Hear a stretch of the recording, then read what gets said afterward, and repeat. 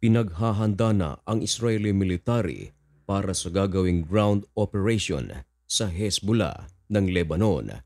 Ito ang pahayag ni Yoav Gallant na siya namang ibinalita ng The Times of Israel nito lang araw na ito, September 11, 2024. Marami ang mga nababahala sa mga pahayag na ito.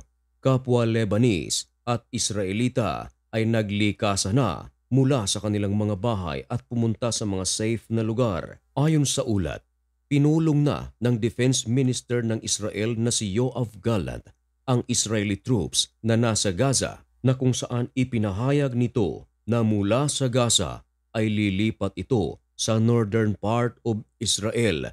Malapit ito sa Lebanon at Israel at dito ay magfo-focus sila sa kanilang ground operation sa Lebanon. Nagsagawa na rin daw sila ng simulation para sa ofensiba na gagawin sa Lebanon. Ayon kay Yoav Gallant, ginagawa nila lahat ng kanilang makakaya upang maiwasan ang matinding conflict sa pagitan ng Israel at Hezbollah. Pero ang mga sitwasyon ay hindi nila mapigilan.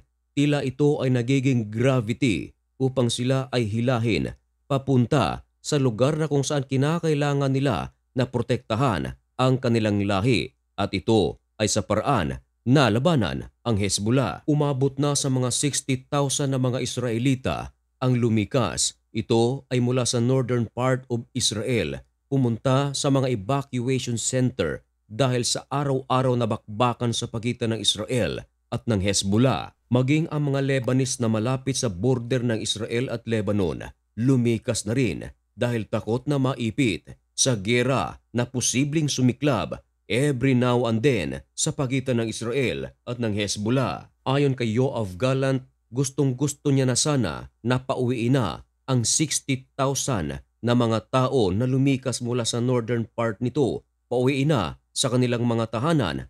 Pero hindi ito kayang gawin sa ngayon dahil napakainit ng tensyon sa pagitan ng Israel at Hezbollah. Lalong-lalo na nitong nagdaang araw, ang Hezbollah gamit ang rocket launchers nito nagpalipad ng 45 na rockets at saan ito papunta? Tinarget nito ang northern Israel. Ayon kay Yoav Gallant, nangyari ito habang naghahanda ang Israeli troops mula sa Gaza at lilipat papuntang Lebanon. Maliban sa 45 na rockets, ayon kay Yoav Gallant, nagpalipad din ang Hezbollah ng 30 rockets at tinungo nito ang Mount Meron. Hapon na nang ito ay nangyari. Ayon sa IDF, marami sa mga rockets ng Hezbollah ang kanilang na-intercept pero aminado sila na meron dito ay nakalusot pero nalaglag sa mga open areas. Bukod pa rito ang 15 rockets na pinalipad naman ng Hezbollah at tinarget naman ito ang Western Galilees. Ganun pa rin na-intercept ito ng IDF. Ayon sa ulat, wala daw injuries na naitala. Matapos lamang ang ilang oras, ang Israel ay agad na nagpalipad ng kanilang mga fighter jets at tinarget ang mga rocket launchers ng Hezbollah na kung saan ito ang ginamit sa pag-atake sa Western Galilee at sa Mount Meron at sa iba pang lugar sa Israel. Ayon sa Israel, ang eksaktong lugar na kung saan kanilang isinagawa ang kanilang strike sa Hezbollah ay ang Teri at Mansuri. Dagdag pa ng Israel, tinarget din nila ang mga building sa Lebanon na ginagamit ng Hezbollah sa Richaf. Dagdag pa ng Israeli military, maliban sa mga rockets na ginamit ng Hezbollah papuntang Israel, gumamit din pala ito ng mga drones. Ayon sa IDF, ang iba sa mga drones ay kanilang pinabagsak.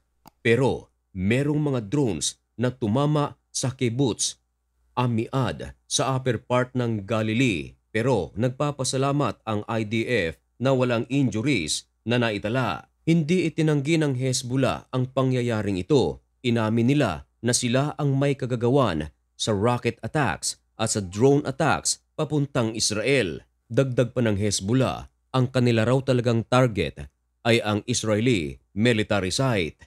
Pero ayon sa IDF, hindi raw nagtagumpay dito ang Hezbollah at tila nabaliktad pa ang sitwasyon dahil nang gumanti ang Israel ang mga weapon factories ng Hezbollah sa Lebanon ay winasak sa pamamagitan ng airstrike ng Israel. Samantala, sa pagpapalipat naman ng mga Israeli military mula Gaza papuntang Lebanon, ayon kay Yoav Gallant ay tapos na raw ang kanilang training dito. At ayon kay Yoav Gallant ay naghihintay na lang sila ng utos upang magsimula na ang Israeli military sa kanilang misyon sa Lebanon at kinakailangan nila itong gawin. Dagdag pa niya, naghihintay na lang daw sila ng kanyang instruksyon. Ipinagmamalaki ni Yoav Gallant ang kanilang mga sundalo.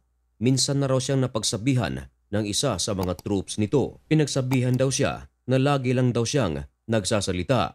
Ngayon, muli niyang nakaharap ang mga troops na ito at ngayon ay naghihintay na lang sila ng utos mula kay Gallant. Ayon kay Yoav Gallant, magbabayad ang Hezbollah sa kanilang ginawa sa Israel. Dahil noong October 7, 2023, matapos umatake ang Hamas sa Israel noong October 7, ay nilusob ng Hezbollah ang mga Israeli communities at tinarget din ito ang mga military post. Ito ay ang mga nasa malapit sa border sa pagitan ng Israel at Hezbollah at ginagawa raw nila ito araw-araw. Ayon sa Hezbollah, ginagawa raw nila ito upang ipakita ang kanilang support sa Gaza.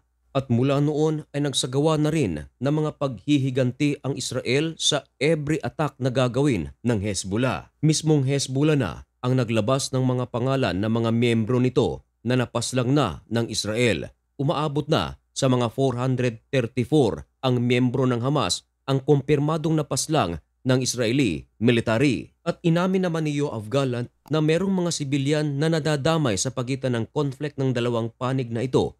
Pero kinumpirma din ni Yoav Gallant na nasa 78 na operatives na ang kanilang napaslang mula sa terror groups. Mas lalo pang uminit ang tensyon sa pagitan ng Israel at ng Hezbollah dahil nitong July, isang top military commander ng Hezbollah ang namatay sa pamamagitan ng airstrike ng Israel na isinagawa sa Beirut.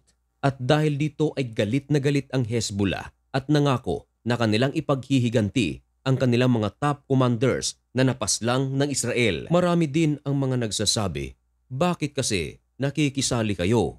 Hindi naman kayo inaano ng IDF o Israel. Ang giyera sana ay sa pagitan lamang ng Israel at Hamas. Pero gumagawa rin ng pag-atake ang Hezbollah na siya namang ginagawan din ng paghihiganti ng Israel. Isa pang militanteng grupo sa Yemen na kung tawagin ay Houthis. Nang ito ay nagsagawa ng pag-atake sa Israel, tinarget nito ang Tel Aviv. Dito, gumawa rin ng paghiganti ang Israel. Ayon kasi kay Benjamin Netanyahu, we will harm those who harm us.